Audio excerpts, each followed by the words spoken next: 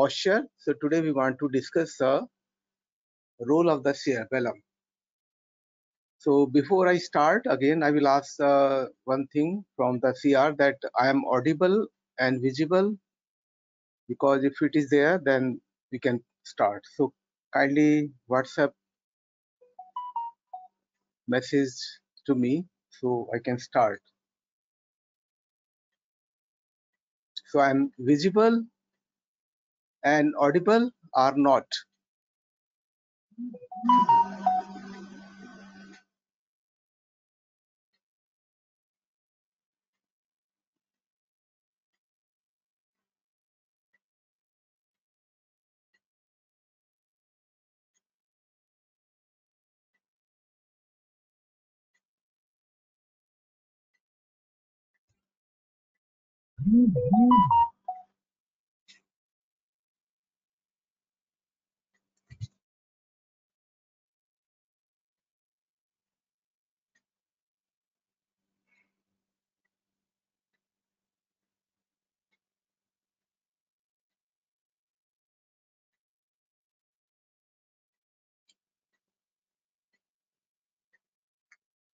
Fine.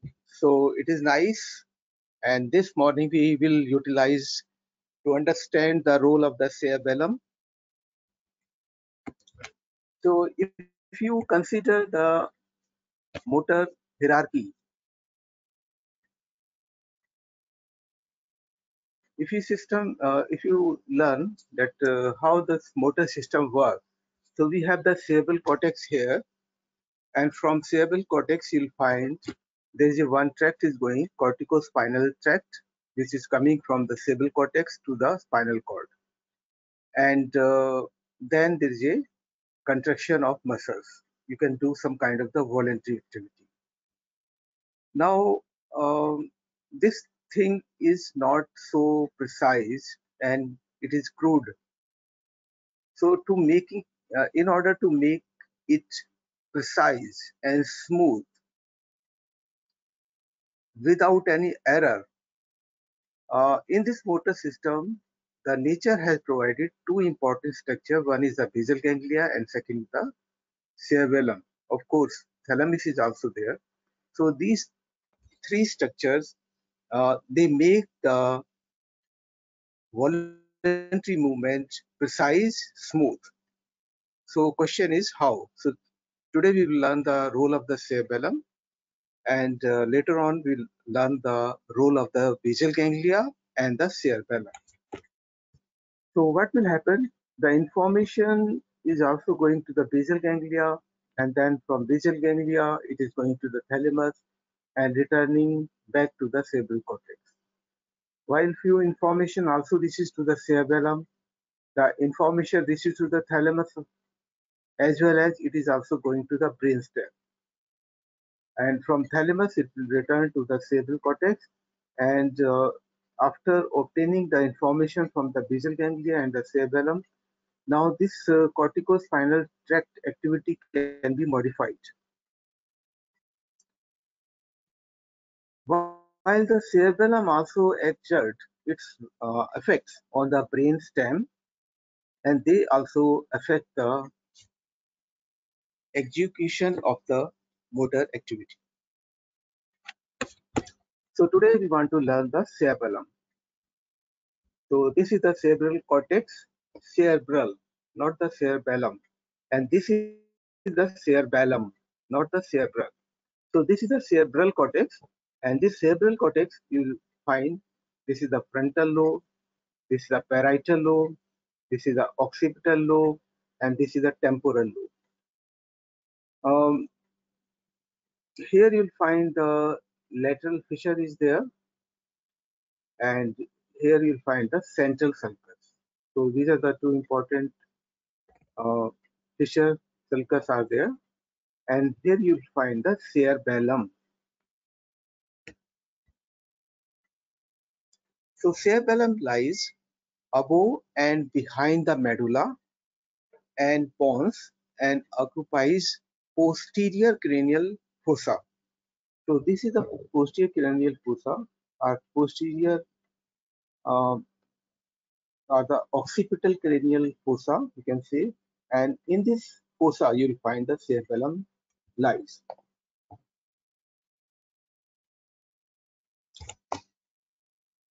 Now this cerebellum is connected to different brainstem structure by the three peduncle. We have the superior cerebellar peduncle.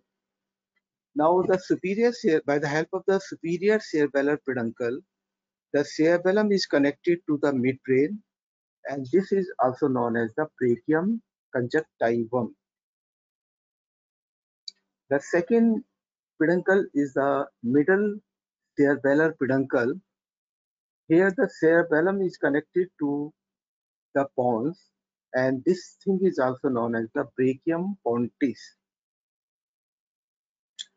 Then inferior cerebellar peduncle is also there, and here the cerebellum is connected to medulla, and this peduncle is also known as the restiform body.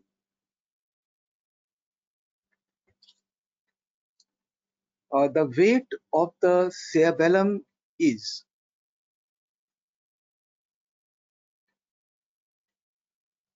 as much as 10% of that of the cerebral cortex, but the surface area is 75% that of the cerebral cortex. So you'll find the weight is just 10% only, but surface area is very large. It is 75% of that of the cerebral cortex. In this um, diagram, you can see this is the superior cerebellar peduncle. Now it is connected to midbrain. This one, it is cerebellum is connected to the pons, and this one, it is connected with the medulla oblongata, and this is the inferior cerebellar peduncle. Now this is the cerebellum, and if you cut the cerebellum, then you'll find tree-like structure is there, and this is known as the arbor vitae. So this thing is also known as the tree of life. So what is the arbor vitae? Tree of life. You'll find the distinct tree-like pattern of the white matter. So this is known as the arbor vitae.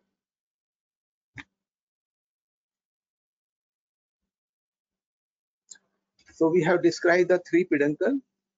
We have the superior cerebellar peduncle. This is the cerebellum. This is the brainstem, midbrain, pons, medulla. So you can see few structures there. You can see superior one, and superior cerebral peduncle you'll find mostly efferent fiber are there. And then you'll find the middle cerebellar peduncle here, and they contain mostly the afferent fiber. And here you find the inferior cerebellar peduncle, and here you find the both afferent and the efferent fiber. So now we'll learn something about the division of the cerebellum. We have various lobes. So these lobes can be classified or described on the basis of anatomy, on the basis of evolution, and on the basis of the function. So first of all, we'll discuss the role of the anatomy in the division. So there is an anatomical division. So here you'll find this is the cerebellum, and in the cerebellum you'll find two cerebellar hemisphere, one this side and second this side, and they are united in the midline by the vermis. So this is the vermis. Why it is known as the vermis? Because it resembles a worm which bent on itself to form almost a complete circle. So you'll find it resembles a worm which bent like this. and form a circle. So this is the vermis, and these are the two cerebellar hemisphere. Uh, we can divide the cerebellar hemisphere into three lobes. We have the primary fissure, which divide posterior lobe and anterior lobe. By the help of the posterior lateral fissure, we can divide the posterior lobe from the flocculonodular lobe.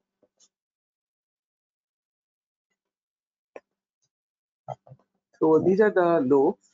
If you see posterior side, so this is a posterior lateral fissure. So this will separate flocculonodular lobe, then rest of the cerebellum. And the rest of the cerebellum is known as the corpus cerebellum. And now the corpus cerebellum is further divided by the help of the primary fissure. This is a primary fissure. And by the help of this primary fissure, this corpus cerebellum is divided into anterior lobe and the posterior lobe.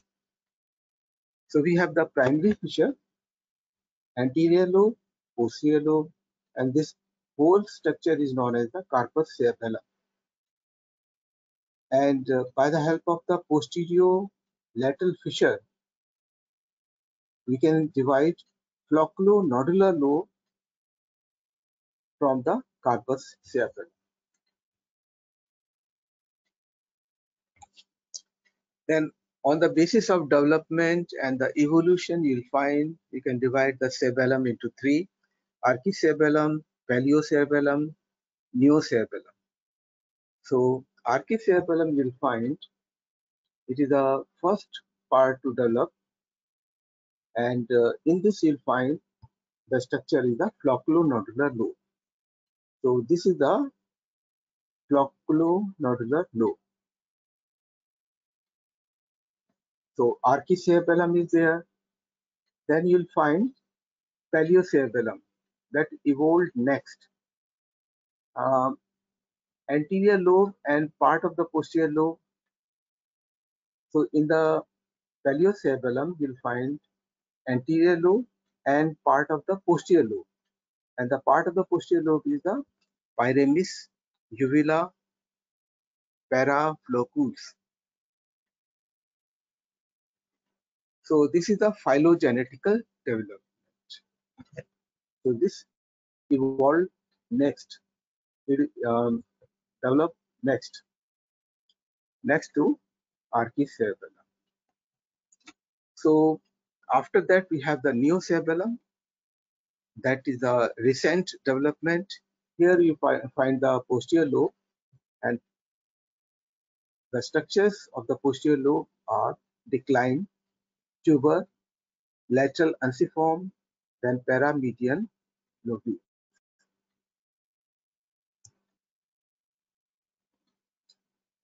So here you can see the various structures are there. You can see they have different names.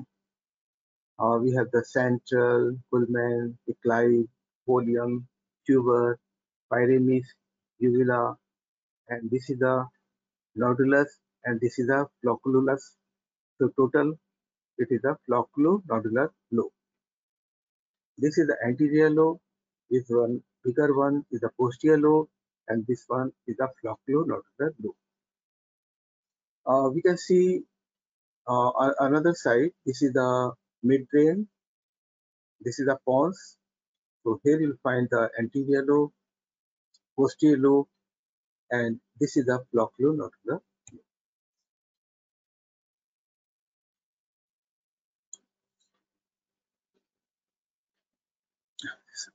Another image is there, and here you can see we have the different structures are there. We have the lingula, centralis, culmen, then primary fissure is there. So this is anterior lobe, then lobulus simplex, folium, tuber, then pyramis, then uvula, then you'll find the posterior lateral fissure, and after that you'll find the flocculonodular lobe.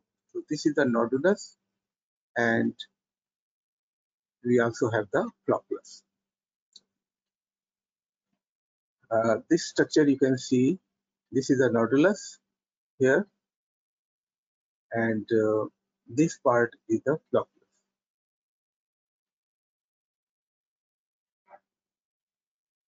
So this is the nodulus and this is the flocculus, this is the anterior lobe, this is the posterior lobe. So what is the function of the cerebellum? Now this part is important. This part is important for the regulation of muscle tone, coordination of skill, voluntary movement,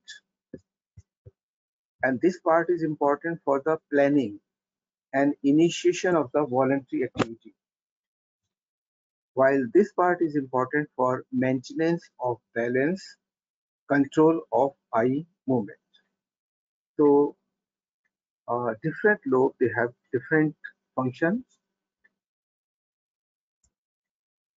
So we'll understand this. We have the vestibulocerebellum.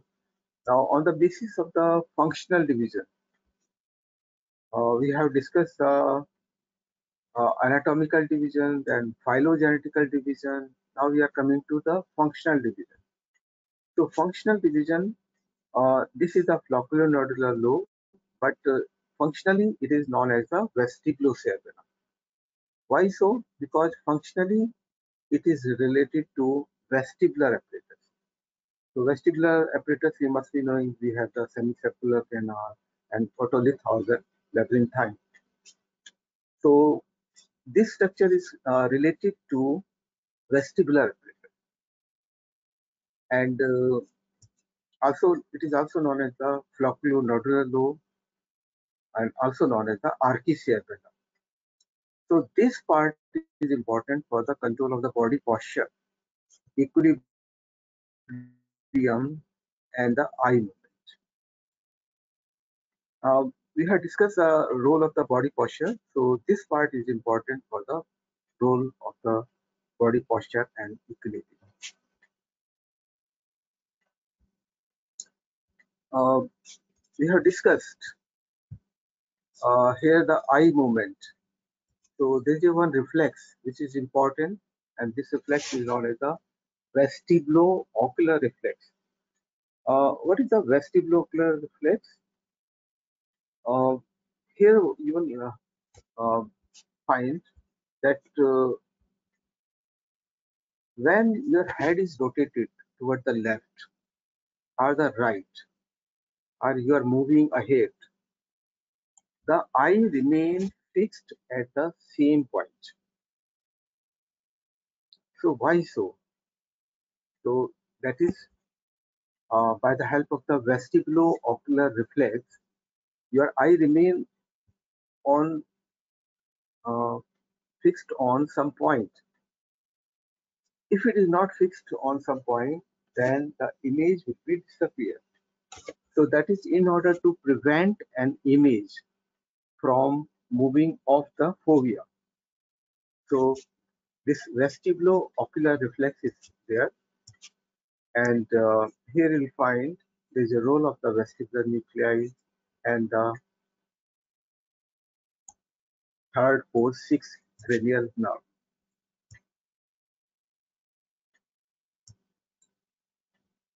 Functionally wise, this one, spinocerebellum, this is the vermis and this is the intermediate zone. So this portion is known as the spinocerebellum. Now they receive the input from the spinal cord, hence it is known as the spinocerebellum. It is also known as the periocerebellum. It consists of two important structures, vermis and intermediate zone. So this is the vermis and this is the intermediate zone. So this part is concerned with the control of axial and the limb muscle and the postural reflex.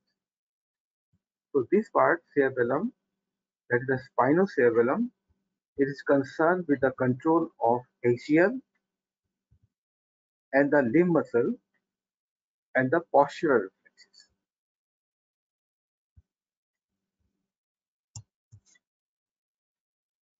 Okay, now we'll come to the next one, cerebrocerebellum. This lateral jaw. So this is known as the cerebrocerebellum. So here you'll find cerebrum is also there and cerebellum is also there. Functionally, it is also known as the neocerebellum because it is a recent development. It is a lateral jaw. This is a lateral jaw. Now this receives the information from the cerebral cortex and pons. Hence, it is known as the cerebrocerebellum. Now this part is concerned with the skilled voluntary movement.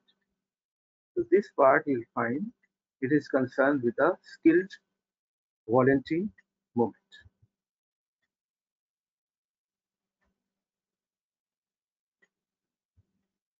So this is the vermis and this is the intermediate zone. So this is the spinocerebellum, this is the cerebrocerebellum, and this is the vestibulocerebellum functional.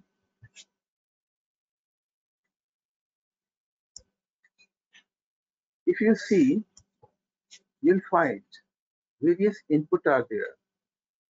You'll find the visual and auditory input. So you'll find here the visual and the auditory input. And here you'll find the vestibular input. This is the vestibular input.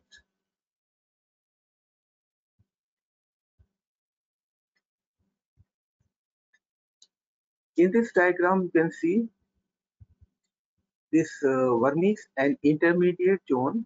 So this vermis, here you'll find this will go to the medial descending system, and here we'll find four pair of deep cerebellar nuclei.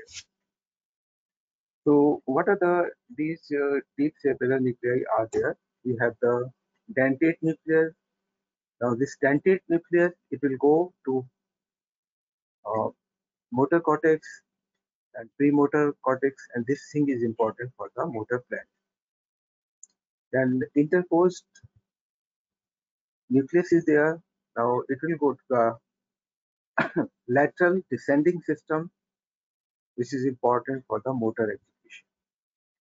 And this portion will go to the medial descending system. So these spinal cerebellum, it is important for the motor execution. And the vestibular cerebellum, this portion, this will go to the vestibular nuclei, which is important for the balance and the eye movement.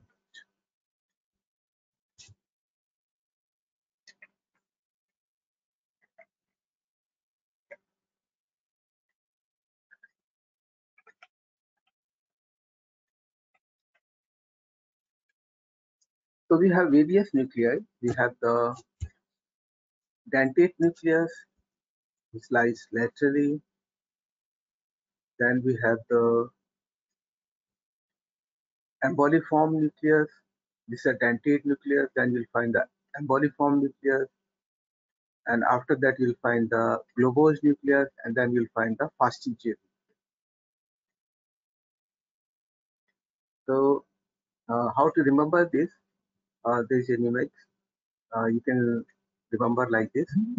Don't eat greasy food. So don't. So this is the dentate. D. Don't eat. Emboliform. Don't eat greasy. Globose and food. Don't eat greasy food. That is the fastigial. So this is the fastigial. So we can remember this thing like this.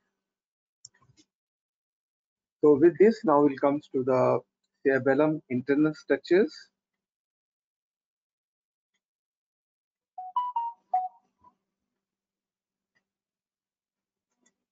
So cerebellum outside it is the gray matter, and this is the cerebellar cortex, and inner is the white matter. So outside it is the gray matter, but in the case of the spinal cord, outside it is the white matter, and inside there is a gray matter. So you'll find opposite arrangement is observed in the case of the cerebellum if you compare it with the spinal cord. So here you'll find outside it is the gray matter.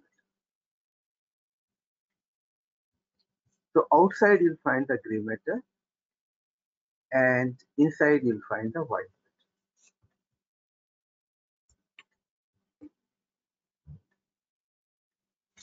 Now you'll find cerebellar cortex is further divided into outer molecular layer, middle Purkinje cell layer, and the inner granule cell layer. So these are the three layers you'll find in the cerebellar cortex. This is the outer molecular layer, this is the Purkinje layer, and this is the granular layer. In the outer molecular layer, you'll find the basket cell, stellate cell. In Purkinje cell, you'll find Purkinje cell. In Purkinje cell layer, you'll find the Purkinje cell. These are the Purkinje cells. And granular cell layer, you'll find the granule cell. This is the granule cell, and this is the Golgi cell. So here you'll find the two type of the cell, granule cell and Golgi.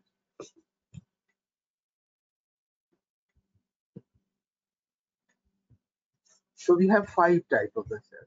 We have stellate cell. It is a star-shaped cell.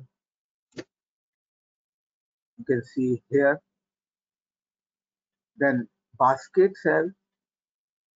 Why it is known as the basket? Because it forms the basket around the Purkinje cell. Then you'll find the Golgi cell. This is the Golgi cell. You'll find in the inner granular cell layer. Then granule cell. Uh, you can see this granule cell, the axon ascends outward. So the axon ascends outward, and here they form the T. So this is the T. So many granules and so many axons, they form the T, and they run parallel to one another, and it is known as the parallel fiber. So these are the parallel fibers, and these parallel fibers, they excite the Purkinje cell. So this is the Purkinje cell. Here you'll find the Purkinje cell. So we have five cells, five type of the cell. We have stellate cell, basket cell, Purkinje cell, granule cell, and Golgi cell.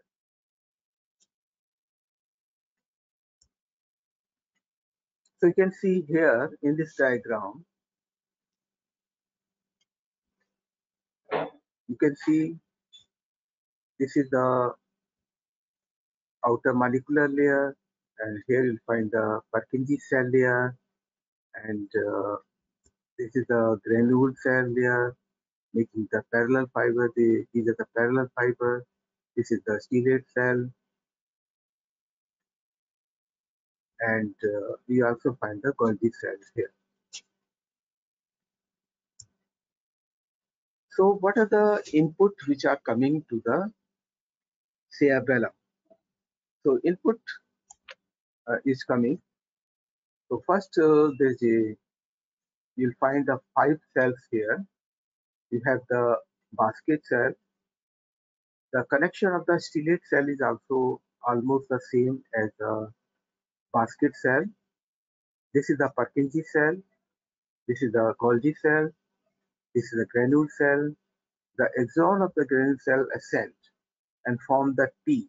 This is the T, and they make the so many million of the parallel fiber. Here you'll find the deep nuclei. In the deep nuclei, you'll find the dentate, emboliform, globose, and fastigial nuclei. And what is the input is there? We have two input. One is the climbing fiber and second the mossy fiber. So we are discussing about the climbing fiber. So what is the climbing fiber? They arise from the inferior olivary nucleus. It is excitatory to Purkinje cell dendrites and Golgi cell collateral. So this is the climbing fiber, and it arises from inferior olivary nucleus, which received a lot of information, proprioceptive information. So inferior olivary nucleus. So you'll find here climbing fiber, and this is going to excite the Purkinje cell dendrites. There is a one-to-one connection, one climbing fiber and one Purkinje cell. Here you can see this is the climbing fiber and the Purkinje cell are there.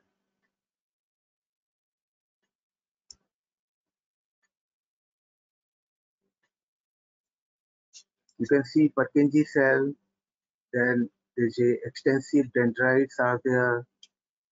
This is the climbing fiber which excite the Purkinje cell dendrite, and this is the granule cell, and axon of the granule cell ascends outward side and form the T, and then you'll find so many T are there. So here you can see this is the climbing fiber excite the Purkinje cell, and these are the granule cell. They form the so many parallel fiber which excite the Purkinje cell. So this Purkinje cell get excited by the climbing fiber, and it is also get excited by the parallel fiber. So the second type of the fiber are the mossy fiber. These are the axon of the spinocerebellar, vestibulocerebellar, reticulocerebellar, and the cuneo-cerebellar tract. So the tract which is coming from the olivary nucleus, inferior olivary nucleus, they are the climbing fiber, and rest of the fiber are the mossy fiber, which may be spinocerebellar, vestibulocerebellar, reticulocerebellar, and the cuneo-cerebellar, and the cortico-pontocerebellar tract. They exert a weak excitatory effect on many Purkinje cell dendrites via the parallel fiber of the granule cell. So in this diagram, you can see this is the climbing fiber, this is the mossy fiber, and this climbing fiber excites the Purkinje cell. Climbing fiber also excites the deep cerebellar nuclei. These are the mossy fiber. Mossy fiber also excites the deep cerebellar nuclei. Now this mossy fiber, they excite the granule cell. They also excite the Golgi cell. Now the granule cell ascent axon of the granule cell ascent, and they form the T and the parallel fiber, and this parallel fiber excites Purkinje cell, basket cell, stellate cell, not shown in the diagram, but stellate cell is also excited by the parallel fiber, and the Golgi cell.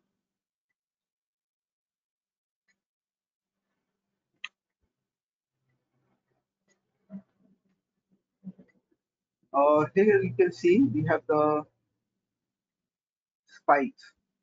These are the spikes you'll find, simple and the complex spike. So this simple spike you'll observe when there is a excitation of mossy fiber, and this complex spikes observe when there is a excitation of the climbing fiber. These one they are important for the motor learning, some kind of the learning of the um, motor system. Then we'll find there is a complex spikes are observed, and they are important. They are significant in the motor learning.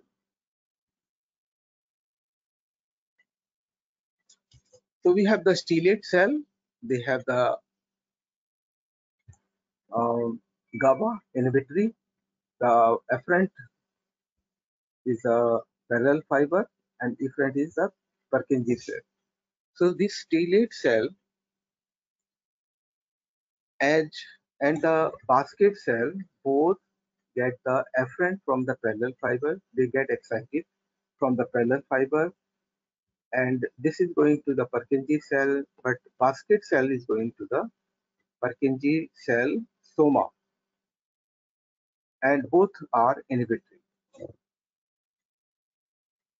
So we have seen these different cells. So we have the stellate cell, we have the basket cell. So these two cells, they are inhibitory. You can see here, this is a stellate cell, this is a basket cell, this is a climbing fiber, this is a granule cell, this is a Golgi cell. So this granule cell ascend and form the parallel fiber. And by the help of this parallel fiber, there is excitation of the Purkinje cell and stellate cell and basket cell. Purkinje cell also excite the Golgi cell.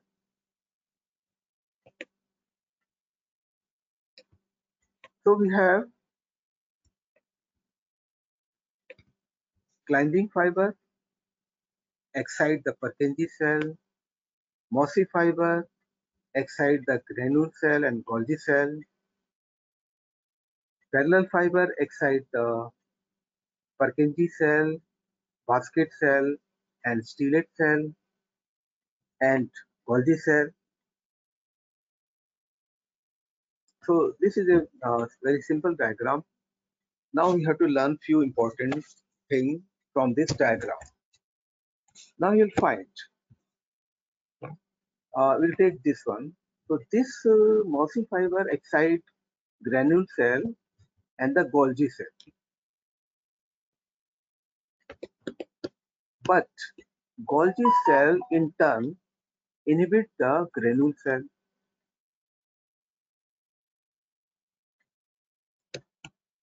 We can understand here also. There is a one fiber is going parallel fiber which excite two cells, Purkinje cell, basket cell. Here also two cells, granule cell and Golgi cell, by the same innervation. But out of these two cells, one is inhibited to another. So this is inhibited to this one, and this is inhibited to this one. So such kind of the arrangement is known as the feed forward inhibition. So what is the feed forward inhibition? Here you'll find two cells, they get innervated by the same nerve supply, but out of these two cells, one is inhibited to the other. Here also the same nerve supply excite this also, but this is inhibited to this. Um, now this circuit we can understand. Granule cell form the parallel fiber which excite the Golgi cell. but Golgi in turn is inhibitory to this granule cell. So this is known as the negative feedback. So by the help of such kind of the arrangement, there is a neural sharpening.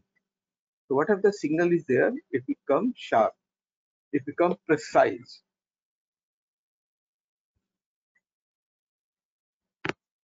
Another important thing, parallel fibers stimulate the Purkinje cell.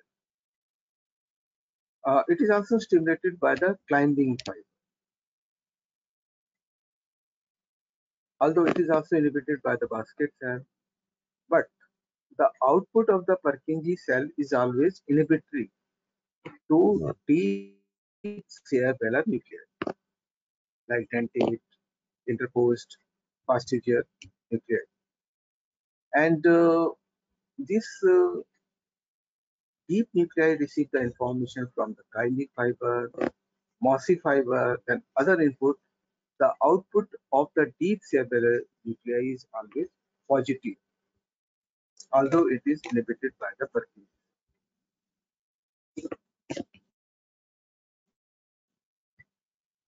So we have learned Purkinje cell, basket cell, Golgi cell gets stimulated by the parallel fiber. Granule cell and Golgi cell stimulated by the mossy fiber. But basket cell is inhibited to the Purkinje cell. This is known as the feed-forward inhibition. Golgi cell is inhibited to granule cell. This arrangement is known as the feed-forward inhibition. Granule cell is excitatory to Golgi cell, but Golgi cell is inhibited to granule cell. This is known as the negative feedback. Purkinje cell get excited by the climbing fiber and the parallel fiber, but the output of the Purkinje cell is always inhibitory to the deep cerebellar nuclei. The deep cerebellar nuclei get stimulated by climbing fiber, mossy fiber, and other input also, but the output of the deep cerebellar nuclei is always excitatory to thalamus and the brainstem. This is the important diagram. Usually we are asking, okay, you draw the cerebellar connection.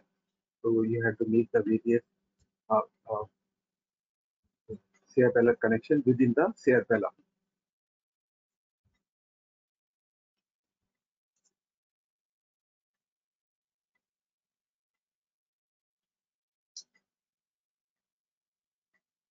You can also see here, this is the sterate cell and basket cell. They form the basket around the Purkinje cell.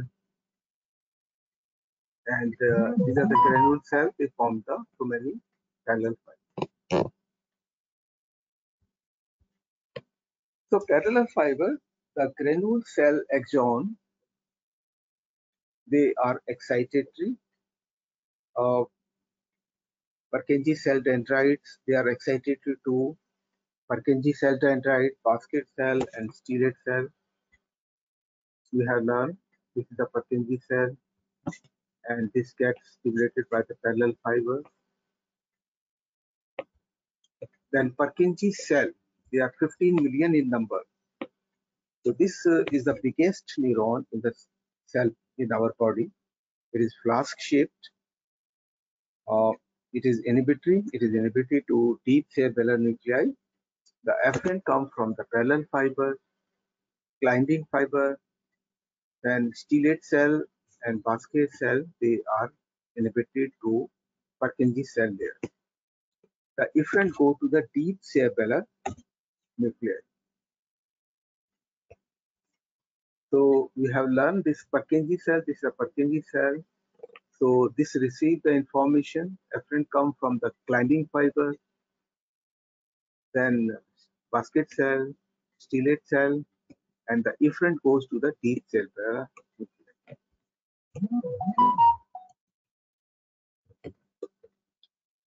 We have the granules layer in which we find the granular cell. They are 10 billions in number, and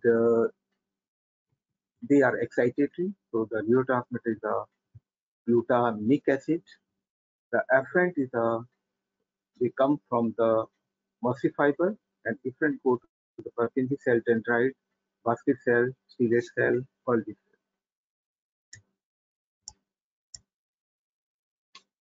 Then we have the Golgi cell.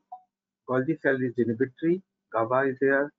Afferent come from the parallel fiber, excitatory, and efferent go to the granule cell. It is inhibitory. So this is a Golgi cell. The afferent come from the parallel fiber, and efferent go to the granule cell. This is inhibitory. So we have learned these neural connections, and in these neural connections, you have the various kind of the arrangement, and this is the feed forward inhibition. Here also feed forward inhibition, and here you find the negative feedback arrangement. So what is the significance of this circuit?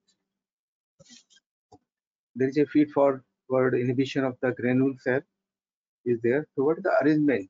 The significance of this arrangement, it helps to limit the duration of excitation of granule cell produced by any given afferent impulse. And this thing is important as a neural sharpening. So the discharge of the granule cell and the Purkinje cell are extremely precise and short-lived, and the short-lasting neural sharpening is there, and it also help in accurate timing of the action potential.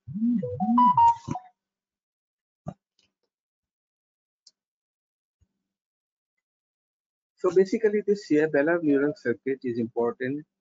It is concerned with the modulation or the modulating the timing of the excitatory output of deep cerebellar nuclei to brainstem and thalamus.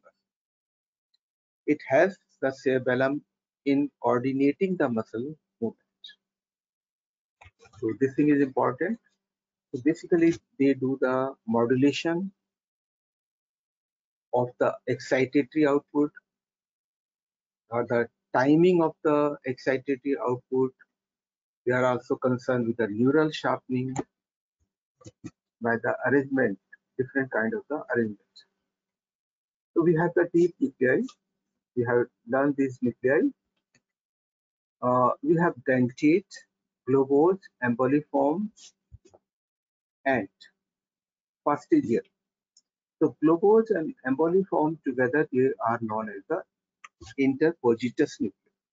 Interpositus. So we have the various kind of the connections. You can see here we have the dentate, then emboliform, globose, fastigial. These are the different parts there. So this lateral part, this is important for motor planning, and motor pathway is the lateral corticospinal tract. Intermediate part, distal limb coordination, lateral corticospinal tract, tuberospinal tract, vermis and flocculonodular lobe, proximal part and the trunk coordination. They are also important for the balance and the vestibulo-ocular reflexes. So for this, there is a anterior corticospinal tract, reticulospinal tract, vestibulospinal tract, tectospinal tract, and for this, there is a medial longitudinal fasciculus. And this is connected to the third, fourth, and sixth cranial nerve, cranial nuclei, and this thing is important for vestibulo-ocular reflex. So we have the dentate nucleus. Dentate nucleus project contralaterally through the superior cerebellar peduncle to neurons in the contralateral thalamus, and from thalamus to motor cortex. So basically this thing is important for the planning of the voluntary movement. So this is a dentate nucleus. So it will go to thalamus, and from thalamus it will go to the different part of the cerebral cortex. Emboliform and globose nuclei mainly go to the contralateral red nucleus, and small group is projected to the motor cortex. So from red nucleus it will go to the spinal cord known as the rubrospinal tract, and it controls the proximal limb. So from interposed it will go to the red nucleus, and from red nucleus it is a rubrospinal tract. Then fastigial nuclei is there. It project to vestibular nuclei and to the pontine and medullary reticular formation. And from here it will go to the vestibulospinal tract and the reticulospinal tract. So this is the fastigial nuclei. So this is connected with the vestibular nuclei and the reticular nuclei, and from vestibular and reticular nuclei, the tract is going down to the spinal cord as a vestibulospinal tract and the reticulospinal tract.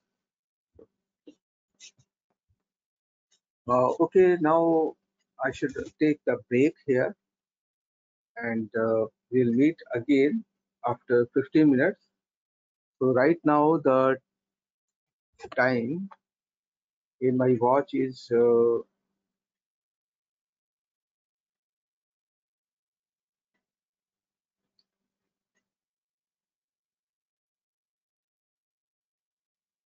9:55. So we'll meet again 11:10. So till then there is a break. So I will continue again 11:10. Thank you.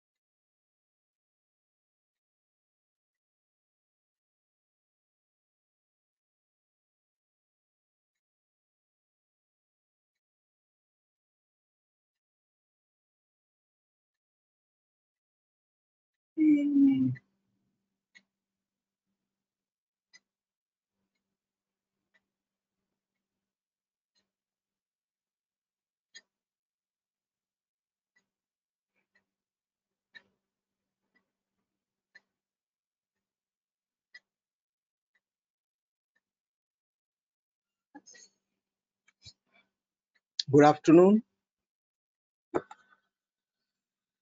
Okay, we'll continue this class again, and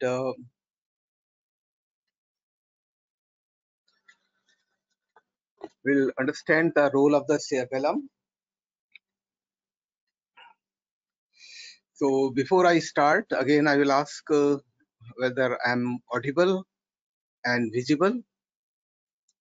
So if it is there, then we can start the class. So CR is requested to send the uh, information to me on WhatsApp.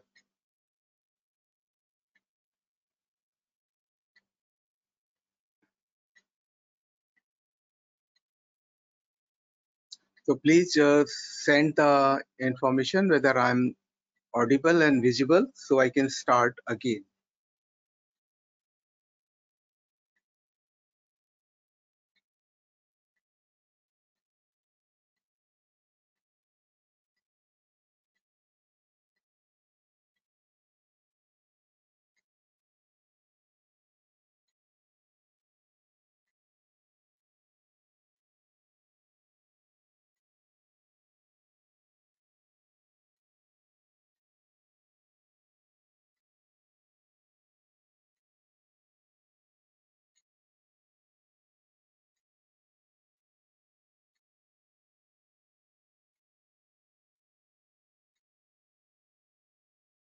Hello, I'm audible or visible?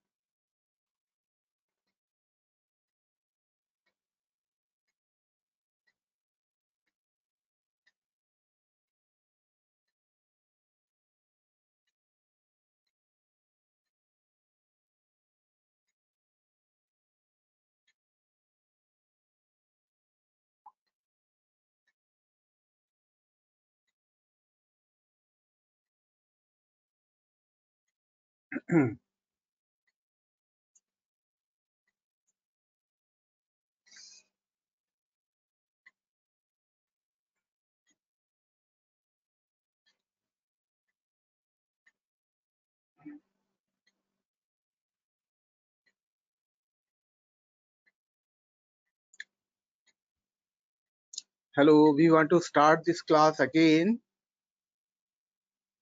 So please tell me, I'm audible or not?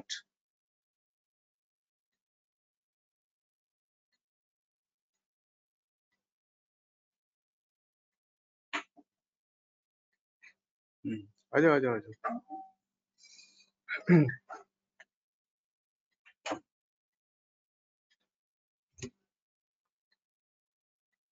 OS चलाना. Mobile. आराम कीजिए, आवाज आए.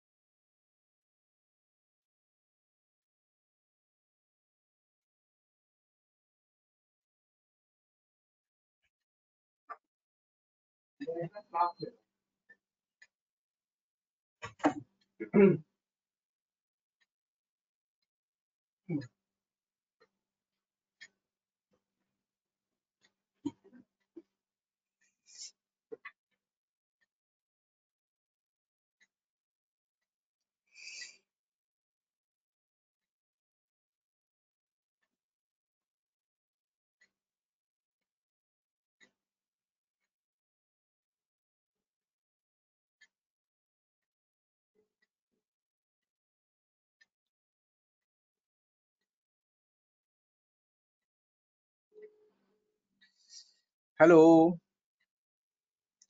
So we want to start now this cerebellum.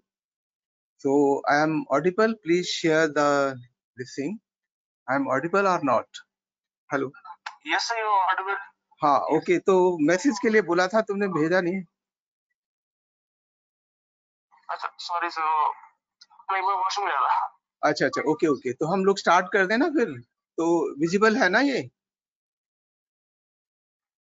Yes sir ठीक है तो मैं start कर रहा हूँ okay okay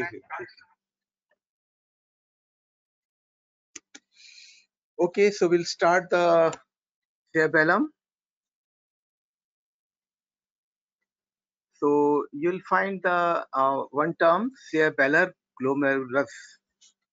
So we have glomeruli in kidney also, but here cerebellum also you'll find the glomerulus is there.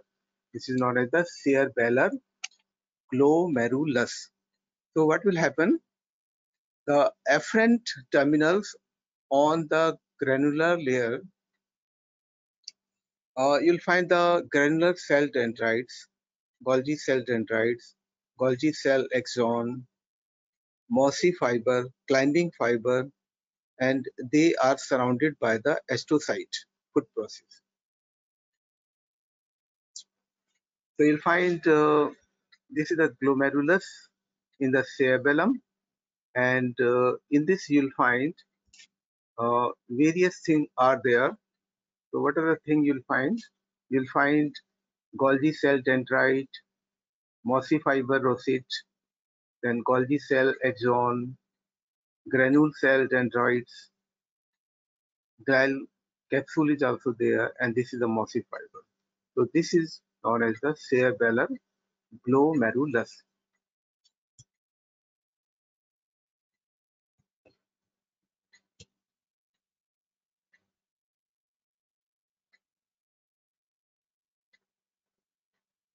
So after that will comes to the somatotropic organization. So what will happen here? You'll find there's a somatotropic organization you'll observe in the case of the sensory cortex, in motor cortex, in cerebellum also, and we have the sensory impulse and motor impulse, both type of the impulse, they have the uh, somatotropic organization. So you'll find the anterior area, you'll find the entire anterior lobe and lobulus simplex. Here you'll find the ipsilateral projection is there, inverted. The body surface lies medially and extremity lies laterally. So if you see the diagram here, uh, this is the anterior lobe. So anterior lobe and lobulus simplex you'll find inverted image, somatotropic organization, point-to-point representation of the body in this area. It is inverted and it is ipsilateral. Body surface lie medially. This is the body surface you will find medially and extremity lies laterally. So this is the vermis area. So here you'll find the body, while this lateral portion or the extremity you'll find in the lateral area. So this is the one area you will observe, and this is the second area here. So this is the posterior area, Here you'll find the paramedian lobules, bilateral projection is there, less defined, erect. So here you'll find this is the area, and uh,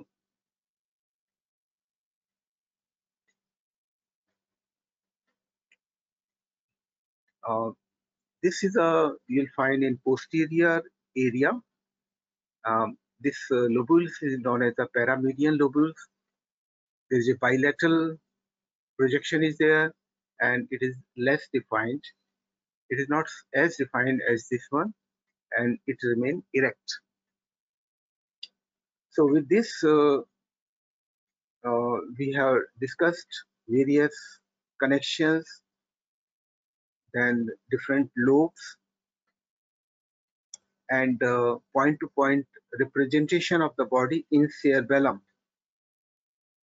So here you'll find two images are formed, one here inverted and second erect.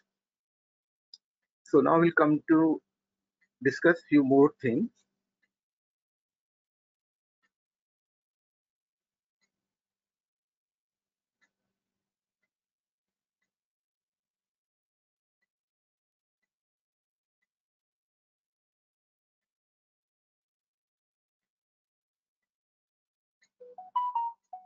So we have discussed earlier, there is a superior cerebellar peduncle, we have the middle cerebellar peduncle, and we also have the inferior cerebellar peduncle.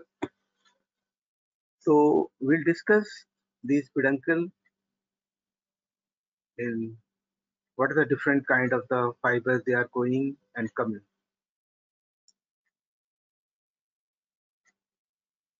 So prior to this, we'll understand the various kind of the cerebellar lesions. So cerebellar lesions of one hemisphere produce a dysfunction of the same side of the body, as each cerebellar hemisphere influences the opposite cerebral cortex.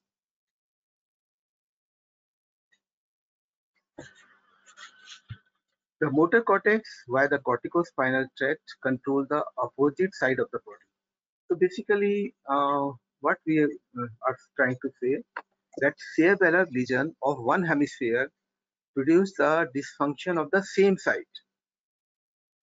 If there is a lesion in the left side of the cerebellum, it will produce a lesion in the abnormality or the dysfunction occur in the left side of the body. So why so? It is because of the reason that motor cortex, by the help of the corticospinal tract, control the opposite side of the body. Then cerebellar hemisphere also influences the opposite cerebral cortex. So because of this double decussation, the cerebellar lesion of the one side will produce a lesion in the same side. I hope it is clear. Lesion of the vermis affect the both side of the body. Then there is a lesion of the cerebellar cortex. If there is a lesion in the cerebellar cortex, then there is a compensation occur. But when there is a lesion of the deep cerebellar nuclei, then compensation will not occur. So you'll find the abnormalities persist. So suppose by chance the neurosurgeon has removed the deep cerebellar nuclei, then you'll find the generalized defect will occur and the abnormalities persist. Here the abnormality will be there.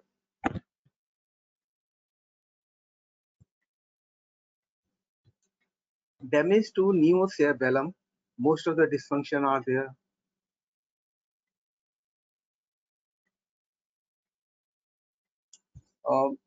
There is a decrease in the tone. There is a atonia, there is a hypotonia in the cerebellar lesion. Attitude, the face is rotated toward the opposite normal side. The homolateral shoulder is lower than opposite normal shoulder. Leg is abducted and rotated outward. Body weight is thrown on healthy leg. There is a tremor of the eyeball. There is a nystagmus. Deep reflexes, weak and pendular. So deep reflexes, they become weak and pendular. There is a pendular knee jerk here, and this is due to the hypotonia of the quadriceps muscle. So deep reflex, they become weak, pendular, and this pendular knee jerk is because of the hypotonia of quadriceps muscle. Then abnormalities, asthenia occur, that is the feebleness of movement. Then ataxia is also there. Commonly we are asking what is the ataxia. So it is the incoordination due to error in rate, range, force, direction and time of the movement. So what is the ataxia? It is the incoordination of the muscle movement. You will observe that sometime person took the alcohol, then you'll find the movement is affected. There is a incoordination in the muscle movement. So there is a ataxia. The same thing occurs when there is a lesion in the cerebellum also. Hence, uh, the gait observed in the case of the cerebellar lesion is also known as the drunken gait.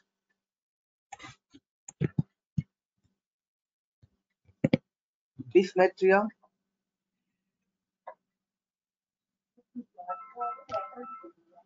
हाँ? हो जाते हैं?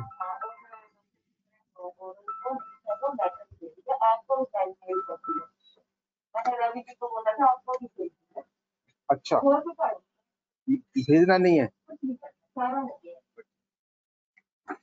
Okay, there is a dysmetria, there is a hypermetria or past pointing, overshoot their intended mark, or hypometria fall short of it. So what will happen if you want to take the pen from the table? If there is a cerebellar lesion, then you may not reach to the pen, you may cross the pen, then it is known as the hypermetria or the past pointing or the overshoot their intended mark, or you may fall short of it, you may not reach to the pen, and it is known as the hypometria. So these are the simple terms, hypermetria and hypometria. So hypermetria, there is a past pointing, there is a overshoot their intended mark, and hypometria falls short of it. There is a tremor, intention tremor. So in cerebellar lesion, there is a action tremor occur. So what is the meaning by saying this action tremor? The tremor occurs in some kind of the voluntary movement. Finger oscillates back and forth. Here you'll find the frequency is 4 to 6 per second that occur during the action, and in Parkinson disease it is 6 to 8 per second, and Parkinson tremor they occur during the rest. So it is a very common question how you can differentiate cerebellar lesion from the Parkinson tremor. Parkinson tremor they occur in rest. In cerebellar, you'll find the tremor occur during the action.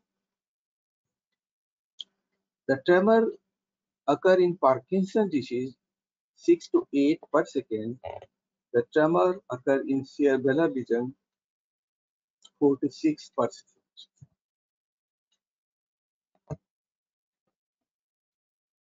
There's a scanning speech. There's a defect of the skilled movement involved in production of speech. There is a slow speech, lulling speech. Lulling means like a baby due to imperfect use of laryngeal muscle. So there is a scanning speech. So scanning speech is a defect of the skilled movement involved in production of the speech. And because of this, you'll find lulling speech occur slow, just like a baby is speaking. So there is scanning speech. Rebound phenomena is their inability to put on the brakes. Then adidokokinesia, inability to perform rapidly alternating opposite movements. So what is the rebound phenomena? Inability to put on the brake. A person is doing some movement. Suppose a person is flexing his arm. Now, as he's flexing the arm, suppose if we want to prevent, we can prevent it by another arm. So if you do the flexion and suddenly if you remove the brake by the second arm, then it will not stop. It will hit the body part. So there is a rebound phenomenon. Inability to put on the brake. You cannot break the movement if you wish. If you want to break the movement, you cannot. So that movement will occur. Then there is a term adidokokinesia, inability to perform rapidly alternating opposite movements. Suppose if I ask you to do the supination and pronation, then you'll find you can do this very quickly also.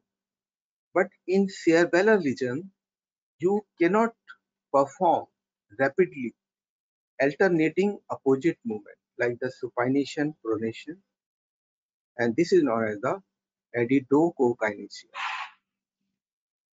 Another thing happens, decomposition of the movement.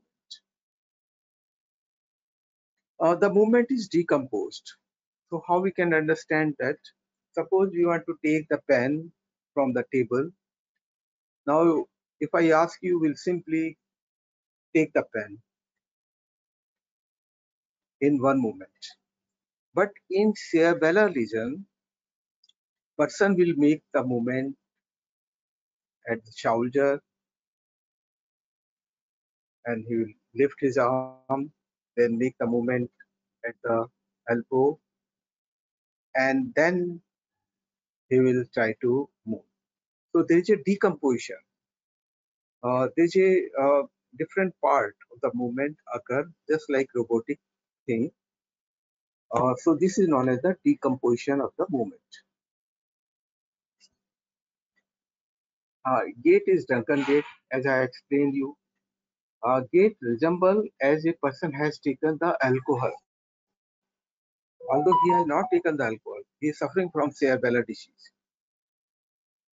So uh, this gait is suppose someone is has the Duncan gait, then you can think the disease of the cerebellum if that person has not taken the alcohol.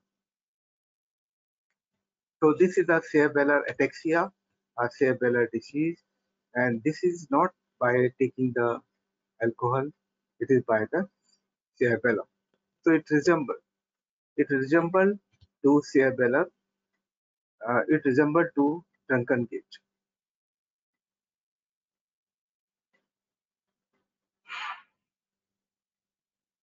There's a triad, Charcot triad. There's a in this triad we have three things. One is the nystagmus, second is the intention tremor, and third is the lulling speech. So there is a nystagmus, intention tremor, Leydig speech. And this thing happens in disseminated sclerosis. So there is a widespread sclerosis there.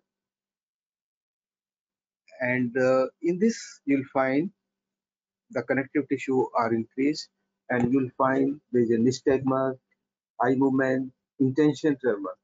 Tremor occurs at intention when some kind of the movement is there. Leydig speech, just like a baby. There is a Friedreich disease, uh, hereditary ataxia. You'll find it is hereditary and it is the ataxia. As I had told, ataxia is the incoordination of the muscle movement in terms of rate, range, force, direction, and time. So these are the 5 important components of the ataxia. Sometimes we ask in the exam, what is ataxia? Most of the people say it's the incoordination of the muscle movement. But you should also tell that it is a incoordination of the muscle movement in terms of rate, range, force, direction, and time. 5 points. So what happened in the Friedreich disease? There's a degeneration of spinocerebellar tract or the other connection, and there is a characteristic signs of the cerebellar dysfunctions occur.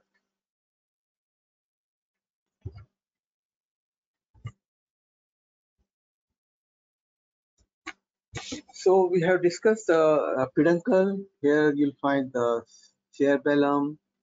This is the superior cerebellar peduncle, which is going to midbrain. Here you'll find it is going to the pons, so it is the middle cerebellar peduncle, and the one which is going down, this one, it is known as the inferior cerebellar peduncle. So we have discussed superior cerebellar peduncle, middle cerebellar peduncle, inferior cerebellar peduncle. So what are the connections? What you will find in the various kind of the peduncle? So we have the superior cerebellar peduncle, and here you'll find the afferent connections. Afferent, you find the fiber originate from neurons in the deep cerebellar nuclei and communicate with the motor cortex via the midbrain and the thalamus. So in the superior cerebellar peduncle, you'll find various tracts are there. So what are the tracts? Ventral spinocerebellar tract, tectocerebellar tract, and trigeminal-cerebellar tract. These tracts, they originate from the deep cerebellar nuclei and they communicate with the motor cortex via the midbrain and the thalamus. So what is ventral spinocerebellar tract? This carries a exteroceptive proprioceptive fiber from all part of the body and going to the anterior lobe and vermis. Tectocerebellar tract arises from superior and inferior colliculi. They relay the fiber from eye and ear respectively, and they are going to the lobulus simplex, and tuber decline. So this tectocerebellar, they are concerned with the fiber with the eye, ear. Ventral spinocerebellar, you find proprioceptors are coming.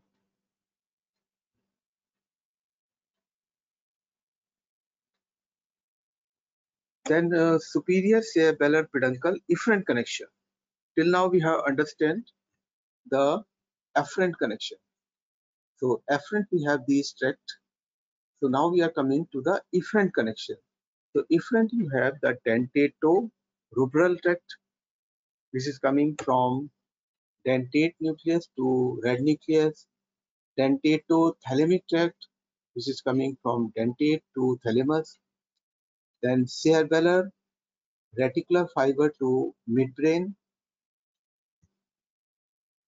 So these are the fiber, reticular fiber, which are going to the midbrain. So these are the tract you will find in the superior cerebellar peduncle efferent. They are going.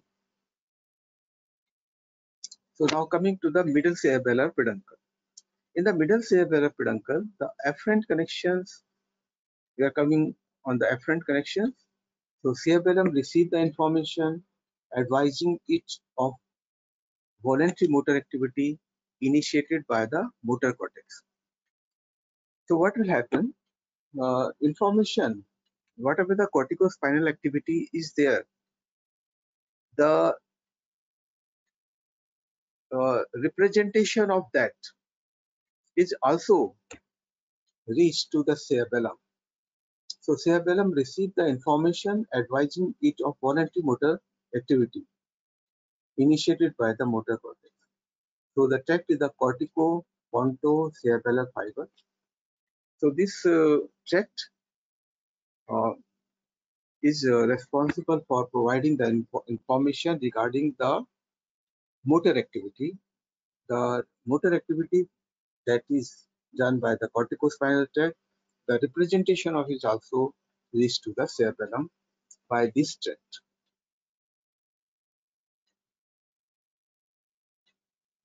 So you'll find this is a cerebral cortex. You'll find this is a corticospinal tract.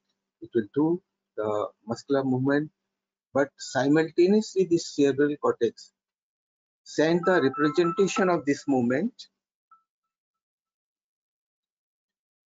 हाँ नमस्कार doctor साहब नमस्कार. हाँ good morning. अच्छा वो जिसका तो है ना वो राइट वगैरह का दिखा दिया मैंने. हाँ वो मैंने देखा बाद में. हाँ देखा. उसी को करवा दें. अच्छा आपने भेज दिया. मैंने जो सुरेंद्र इनसे बोला कि मैं करो तो बाद में मैंने आपका ईमेल देखा ना तो उसमें आगे भी आए. उन्होंने बोला कि वो चला गया. मैं क्या था कि वो class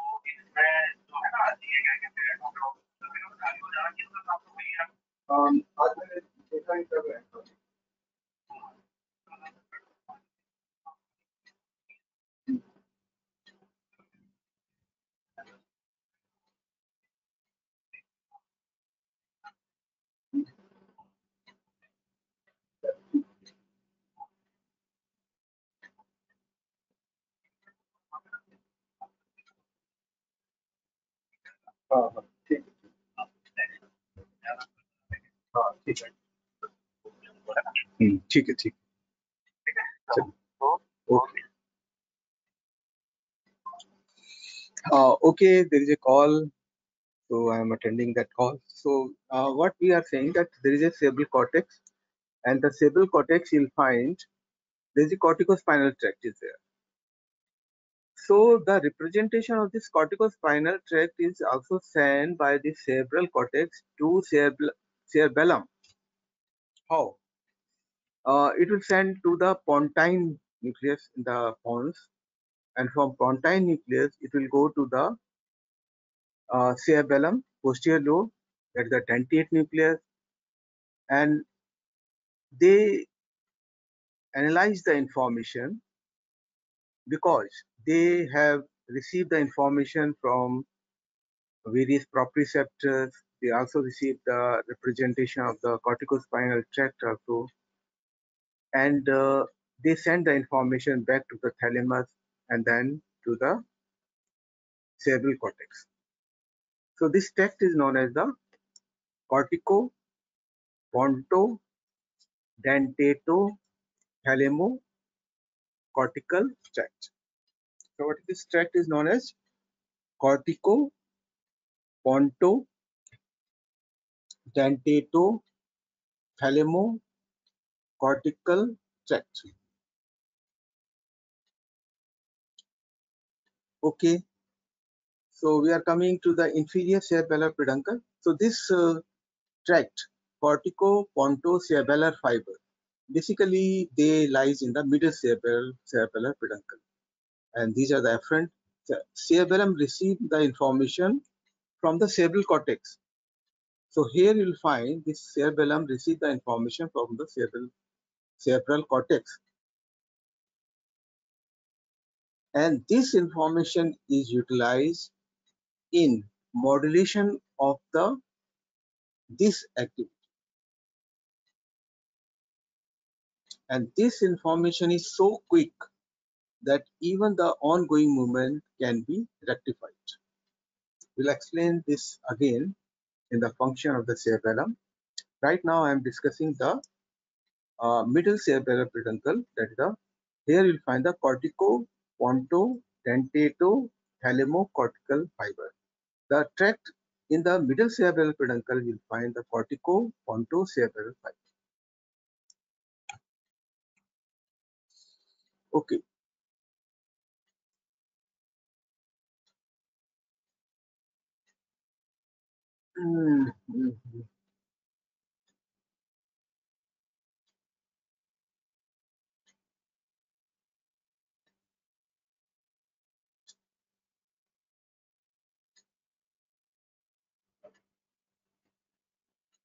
Okay, then we'll come to this. This is the connection we have told. Now we are coming to the inferior cerebellar peduncle. So this is the inferior cerebellar peduncle, and afferent conveying the sensory information from the muscle, proprioceptors throughout the body, and from vestibular nuclei of the brain stem. So here the information is coming from the proprioceptor of the muscles of, of the body, and from the vestibular nuclei of the brain stem.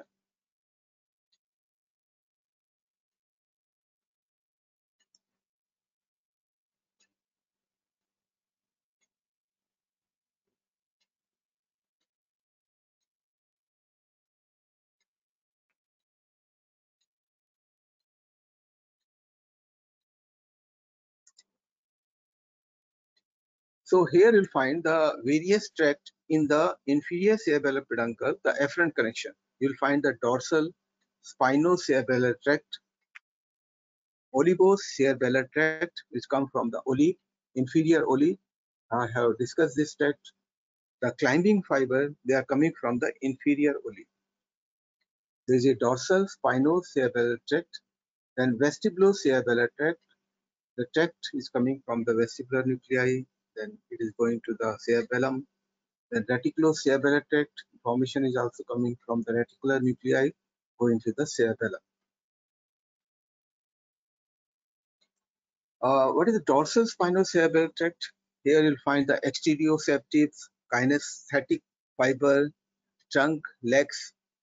They are providing the information by the dorsal spinocerebellar tract, and they are going to the anterior lobe, pyramis, uvula, and median part of the paramedial lobe. Olivocerebellar tract, the proprioceptives fiber from whole body via the relay in the inferior olive.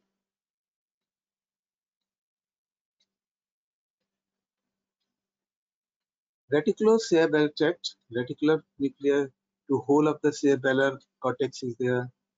Vestibulocerebellar tract, flocculonodular lobe, mainly the uvula.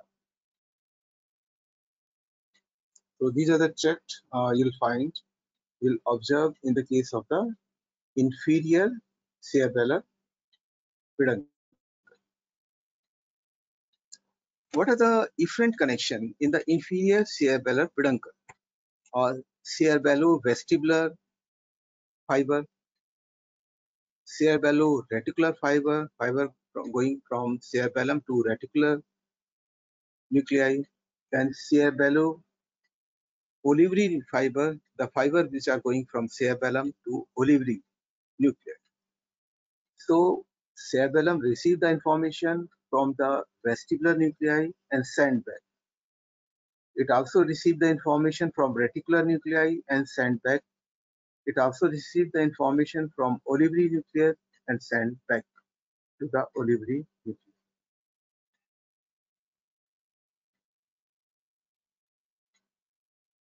I hope I should stop here.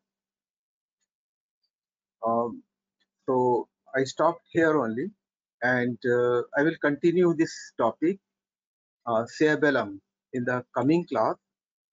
So this is the end of the webinar now.